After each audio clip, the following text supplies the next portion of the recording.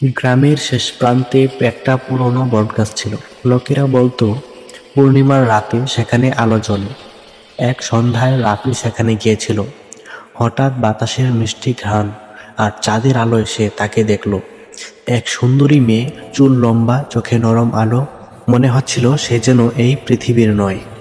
রাফি জিজ্ঞেস করল, তুমি এখানে একা? সে হেসে বলল, আমি একা নই, আমি জিন পড়ি।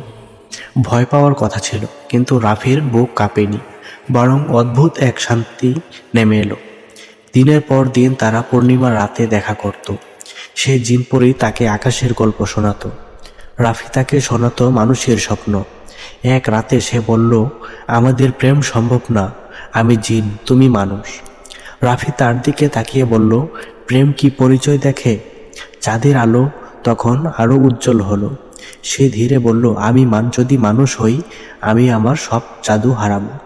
রাফি উত্তর দিল, আমি জাদু চাই না, আমি তোমাকে চাই।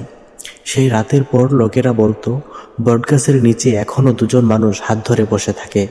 কেউ জানে না সে সত্যি মানুষ হলো নাকি প্রেমের জন্য জিনপরি হওয়াটাই ভুলে গেল। বন্ধুরা, নতুন নতুন গল্প পাওয়ার জন্য অবশ্যই আমাদের চ্যানেল ও পেজটি ফলো দিয়ে এবং সাবস্ক্রাইব করে আমাদের সাথেই থাকো। গল্পটি কেমন হয়েছে কমেন্টে জানাতে ভুলবে না। ধন্যবাদ।